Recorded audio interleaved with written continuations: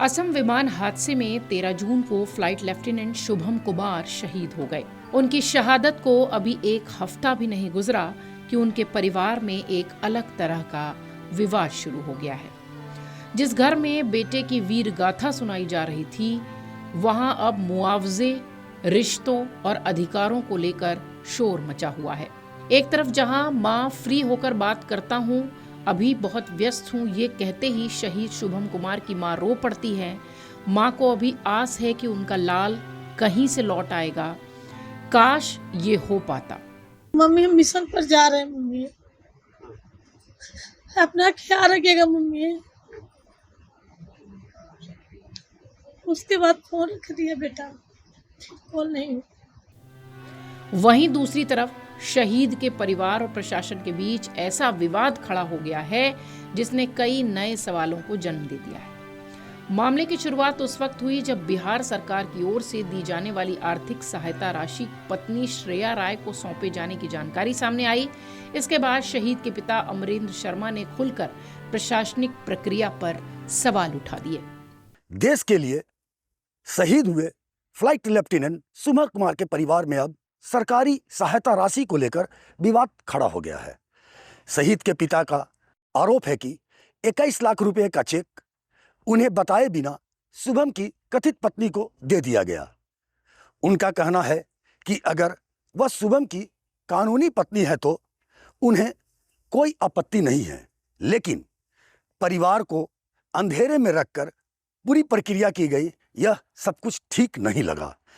बेटे को खोने के दुख के बीच अब बुजुर्ग माता पिता ने रक्षा मंत्री से न्याय और आर्थिक मदद की मांग की है। बनवरिया गांव में रहने वाले अमरेंद्र शर्मा की आवाज में दर्द भी है और नाराजगी भी। उनका कहना है कि बेटे के जीवन से जुड़े इतने बड़े फैसले की जानकारी उन्हें नहीं दी गई। पिता का दावा है कि परिवार को हमेशा यही बताया गया कि शुभम की शादी तय हो चुकी है और आने वाले नवंबर में हिंदू रीति रिवाज से विवाह होना है। हमारा बच्चा किसी आजमगढ़ की लड़की से शादी कर चुका है। उस लड़की से उसी लड़की से उसके शादी का बातचीत चल रहा था, जो कि नवंबर महीना में होना था। मगर मेरी माँ के एक्सपायरी के बाद मैंने डेट संवत यानी कि होली के बाद शादी का डेट रखा था। मुझे यह पता नहीं था कि हमारा बेटा या वो लड़की कोर्ट मैरिज कर चुका है। घर में तैयारियों को लेकर भी चर्चा थी। ऐसे में अचानक कोर्ट मैरिज की बात सामने आने से पूरा परिवार हैरान है। दूसरी तरफ प्रशासन का रुख बिल्कुल अलग है। जहानाबाद के अनुमंडल पदाधिकारी राजीव रंजन सिन्हा का स्पष्ट कहना है कि उपलब्ध सरकारी और विभागीय अभिलेखों में श्रेया राय को शुभम कुमार की विधिक पत्नी के रूप में दर्ज किया गया है। ऐसे में नियमों के अनुसार जो भी आर्थिक सहायता या सरकारी लाभ बनते हैं वो उन्हें ही दिए जाएंगे। प्रशासन का ये भी तर्क है कि सरकारी प्रक्रिया भावनाओं के आधार पर नहीं बल्कि आधिकारिक दस्तावेजों के आधार पर चलती है और रिकॉर्ड में पत्नी की जगह इनका नाम दर्ज है, इसलिए सहायता राशि उन्हीं के खाते में जाएगी। बस यहीं से विवाद गहरा गया। विवाद का सबसे बड़ा केंद्र 21 लाख रुपए की आर्थिक सहायता राशि बना। शहीद के पिता का आरोप है कि ये राशि श्रेया राय को सौंप दी गई, जबकि परिवार को इसकी जानकारी तक नहीं दी गई। उनका कहना है कि उन्हें न किसी कार्यक्रम की सूचना दी गई और न ही ये बताया गया कि भुगतान किस स्थान पर किन परिस्थितियों में किया जा रहा है। इसके बारे में सर हमको सीओ के द्वारा जानकारी मिली। सीओ साहब जब गया में जा कर के उस लड़की को चेक दे दिए, तब हमको यहाँ किसी के थ्रू पता चला कि उसके नाम से हमारे बाबू का शहादत का चेक आया है। तो जैसे सीओ साहब को कम से कम वह चेक अगर उस लड़की के नाम से था और उस लड़की को सीओ साहब को चेक देना ही था, तो कम से कम हमारे सामने या हमारी पत्नी के सामने घर पर बुलाकर उस लड़की को चेक दिया जाता, तब तो हम जानते कि वो लड़की हमारी बहू है। परिवार का यह भी आरोप है कि शहीद के माता पिता होने के बावजूद उन्हें पूरी प्रक्रिया से अलग रखा गया। यही कारण है कि अब वो पूरी कार्रवाई की पारदर्शिता से जांच चाहते हैं। पिता की ओर से उठाया गया ये सवाल गांव और आसपास के इलाकों में भी चर्चा का विषय है। अमरेंद्र शर्मा का कहना है कि यदि श्रेया राय वास्तव में उनके बेटे की पत्नी है तो शहादत के बाद परिवार के साथ कुछ समय बिताना चाहिए था।